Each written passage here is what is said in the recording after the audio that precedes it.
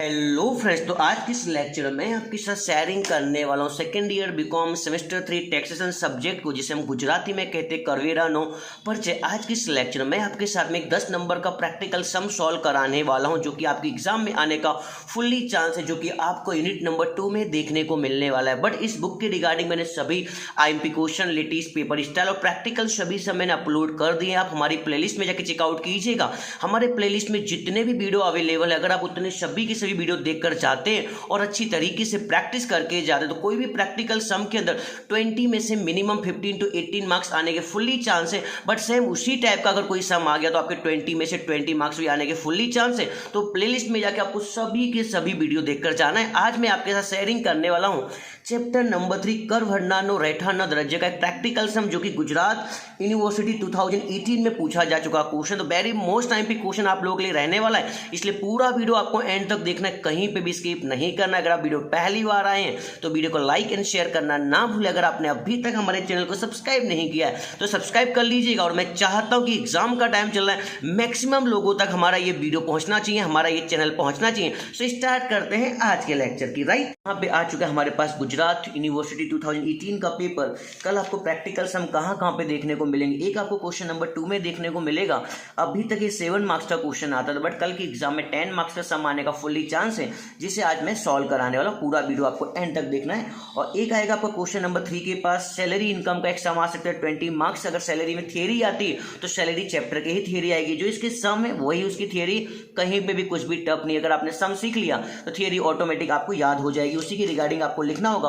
और एक question number 4 में आपको एक प्रैक्टिकल सम देखने को मिलेगा। अभी तक 14 मार्क्स का आता था, अब कल आपको 20 मार्क्स का देखने को मिलेगा। और इनकम फ्रॉम हाउस प्रॉपर्टी, मकान मिलकत की आवक में, उसी के और में ही थियरी आती है। चैप्टर नंबर 6 के और में चैप्टर नंबर 6 की ही थियरी आती है, तो आप उससे भी याद कर सकते हैं, बिकॉज जो आपने अगर सम लगा लिया थियरी ऑटोमेटिक आपको याद हो जाएगी। सो अभी हम डिस्कस कर लेते हैं क्वेश्चन नंबर 2 के प्रैक्टिकल सम की, जिसे मैं कहूंगा रेसिडेंटल स्टेटस 10 मार्क्स का सम आने का फुल्ली चांस है। और इस रिगार्डिंग मैंने 2 वीडियो ऑलरेडी अपलोड किया है, आप हमारी प्लेलिस्ट में एक बार चेकआउट कीजिएगा।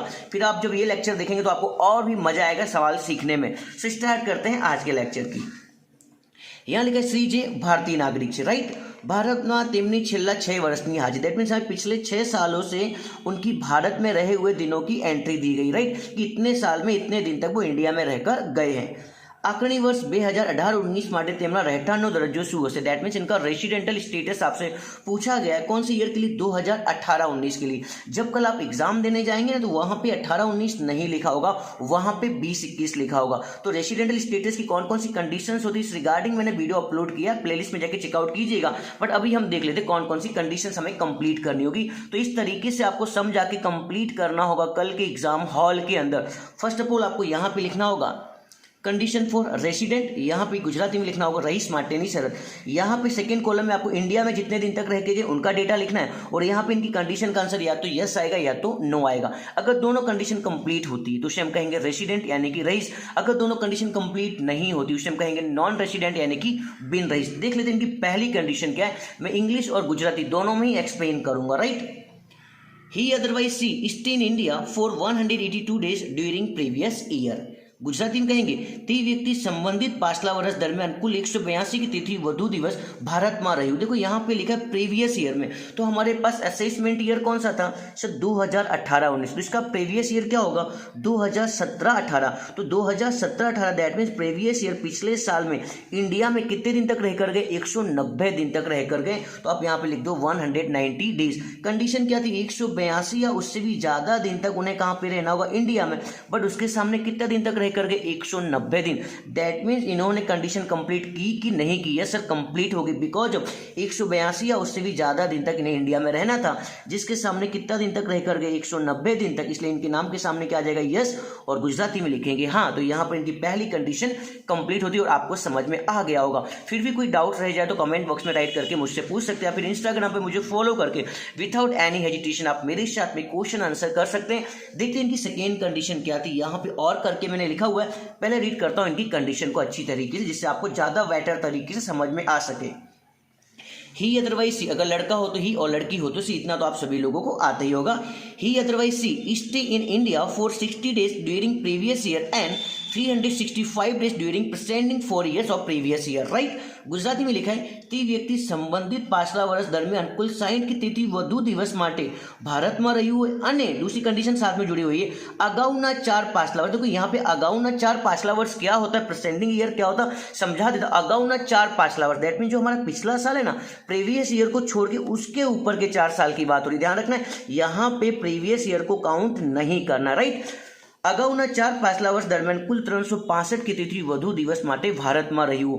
आई होप आप कंडीशन समझ गए। अभी हम इसको आंसर में अप्लाई करते हैं। कंडीशन क्या थी, पिछले साल में 60 दिन या उससे भी ज़्यादा दिन तक उन्हें कहाँ पे रहना होगा, इंडिया में रहना होगा। तो इनका पिछला साल क्या था, 2018-19। 2018-19 के लिए पिछला साल कौन सा है, 2017 और 18। 2017-18 में कितना दिन तक रह कर गए, 190 दिन तक। मैंने यहाँ पे लिख दिया 190 डेज। कंडीशन क्या थी, पिछले साल में 60 दिन या उससे भी ज़्यादा दिन तक उन्हें इंडिया में रहना होगा, बट उसके सामने कितना दिन तक रह कर गए, 190 दिन तक। दैट मीन्स ये कंडीशन भी क्या होती है, इनकी कंप्लीट होती है, राइट ना। और उसके साथ में कंडीशन और भी जुड़ी हुई है। क्या लिखा है, अगाउना 4 પાછલા वर्ष। अगाउना 4 પાછલા वर्ष का मतलब क्या होता है, पिछले वर्ष के ऊपर के 4 साल। कौन कौन से, 2016-17, 2015-16, 2014-15 और 2013-14। इस तरीके से कंप्लीट होंगे हमारे 4 साल में 365 या उससे भी ज़्यादा दिन तक उन्हें कहाँ पे रहना होगा, इंडिया में रहना होगा। देख लेते हैं इनकी कंडीशन के आंसर। तो 2016-17 में कितने दिन तक रह कर गए, 120 दिन तक, राइट ना। और 2015-16 में 180 दिन तक, 2014-15 में 80 दिन तक और 2013-14 में 0। That means 0। सभी का टोटल करेंगे तो आपका आंसर कितना आ जाएगा, 380 दिन तक। तो आई होप आप कंडीशन समझ गए। पिछले 4 सालों के अंदर 365 या उससे भी ज्यादा दिन तक इन्हें इंडिया में रहना होगा। तो 365 दिन की कंडीशन तो कंप्लीट किया और उसके सामने ज्यादा दिन तक रह कर गए। दैट मीन्स कंडीशन का आंसर यस आएगा कि नो आएगा। कंडीशन क्या थी, 365 या उससे भी ज्यादा दिन तक। कितना दिन रह कर गए, 380 दिन। दैट मीन्स इनका आंसर क्या आने वाला, यस। इसलिए मैंने यहाँ पे लिख दिया यस। और गुजराती में लिखेंगे हाँ। तो यहाँ पर इन्होंने दोनों कंडीशंस को कंप्लीट कर लिया है। तो आई होप अगर आपने यहाँ तक वीडियो देख लिया होगा तो आपको सभी की सभी शर्तें समझ में आ चुकी होंगी। तो यहाँ पे दोनों की कंडीशन के आंसर क्या आ रहा है, यस। इसलिए आपको यहाँ पर आंसर कुछ इस तरीके से लिखना होगा जिस तरीके से मैंने यहाँ पर लिखा हुआ है। अगर आप इंग्लिश मीडियम में तो आपको इस तरीके से लिखना होगा।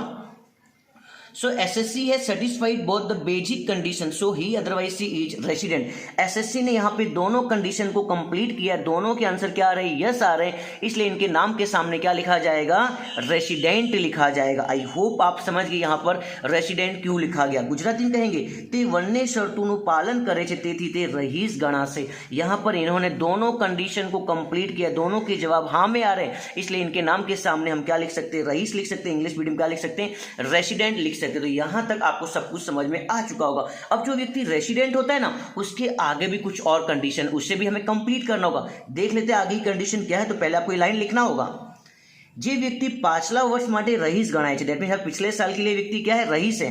જે व्यक्ति પાછલા વર્ષ માટે રહીસ ગણાતી હોય તે व्यक्ति समान रहीस છે कि नहीं। दैट मीन्स ये सामान्य रहीस है या फिर नहीं है, उसके लिए भी आपको एक्स्ट्रा 2 शर्तों को कंप्लीट करना होगा। इंग्लिश में कहेंगे now check condition of ordinary resident. अगर ये व्यक्ति रेसिडेंट है पर ये ऑर्डिनरी रेसिडेंट है या नहीं है, उससे भी आपको चेकआउट करना होगा। चलते हैं यहाँ पे ऑर्डिनरी रेसिडेंट, दैट मीन्स सामान्य रहीस की कौन कौन सी कंडीशंस होती है उसे हमें कंप्लीट करना होगा। तो यहाँ पर मैंने पहले से लिख के रखा होगा ऑर्डिनरी रेसिडेंट, दैट मीन्स समान रहीस की पहले से सभी कंडीशन लिख के रखी। आई होप अभी आपको कंप्लीटली दिखाई दे रहा होगा। यस लिखा है condition for ordinary resident, Gujarati में लिखा है सामान्य रहीस माटेनी शर्तों। यहाँ पे पूरा इंडिया का डेटा, यहाँ पे इनका आंसर यस आएगा या फिर नो आएगा, वो आपको लिखना होगा। देखते हैं पहली कंडीशन क्या थी इनकी।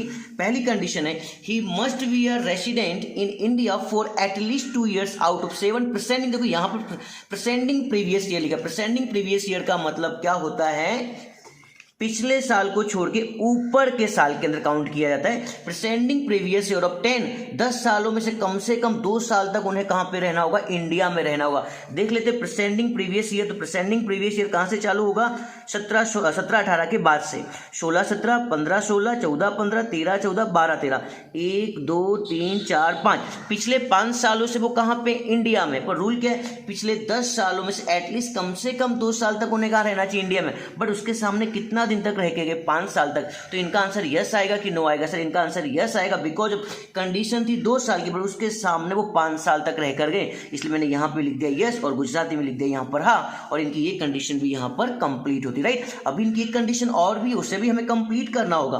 क्या है दूसरी कंडीशन? संबंधित पाछला वर्षથી अगाउना 10 पाछला वर्षમાંથી ઓછા, वही कंडीशन है यहाँ पर। एंड सेकंड कंडीशन ये रही, he must be a resident in India for at least 730 days out of 10 preceding year. संबंधित पाछला वर्षથી अगाउना 7 पाछला वर्ष, देखो अगाउना 7 पाछला वर्ष क्या होता है? पाछला वर्ष के ऊपर के 7 साल, राइट ना, यानी कि 2017-18 के ऊपर के 7 साल।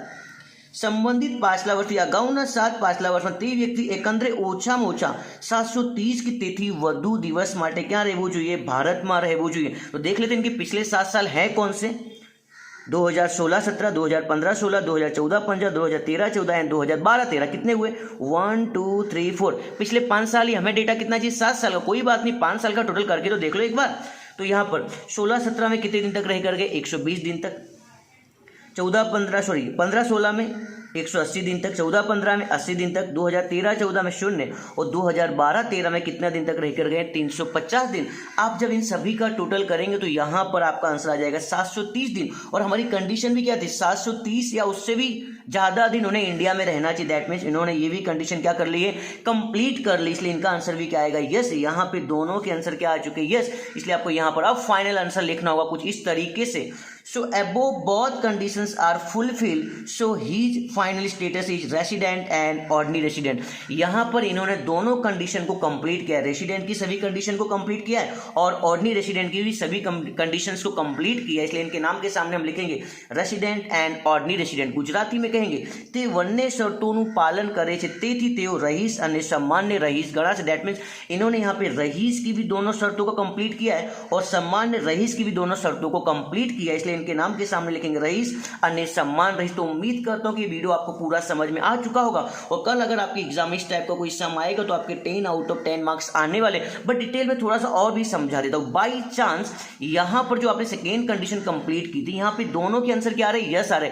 बाई चांस इन दोनों के आंसर नो आवे या फिर दोनों में से कोई भी एक नो आता तो आपका स्टेटस क्या होता? तो आपको लिखना पड़ता है यहाँ पर resident but not ordinary resident. Gujarati में लिखेंगे रहीस परंतु सामान्य रहीस नहीं। तो उम्मीद करता हूँ कि पूरा वीडियो आपको समझ में आ चुका होगा। अगर आपको स्क्रीनशॉट लेना है तो यहाँ पर मैं 1 मिनट रुक जाता हूँ, आप चाहें तो स्क्रीनशॉट ले सकते हैं। यस, मैं यहाँ पर रुक चुका हूँ। आपको स्क्रीनशॉट लेना है तो आप स्क्रीनशॉट ले सकते हैं। यस, यहाँ पर भी चलता हूँ, ये आप स्क्रीनशॉट इस तरीके से ले सकते हैं जिससे आपके एग्जाम में इजीली 10 आउट ऑफ 10 मार्क्स आ सके। चलते यहाँ पे भी आपको अगर स्क्रीनशॉट लेना है तो आप स्क्रीनशॉट ले सकते हैं। यस, कंप्लीटली आपको दिखाई दे रहा होगा यहाँ पर ये आ चुका है। यस, आई होप आप स्क्रीनशॉट ले चुके हैं। आगे चलता हूँ। यस, या फिर आप पोज करके भी स्क्रीनशॉट ले सकते हैं। सो मिलते हैं नेक्स्ट लेक्चर में नेक्स्ट वीडियो के साथ। तब तक के लिए सभी को thank you very much and wish you all the best. और मैं चाहता हूँ ये एग्जाम का टाइम चल रहा है, मैक्सिमम लोगों तक हमारा ये चैनल पहुंचना चाहिए। So wish you all the best.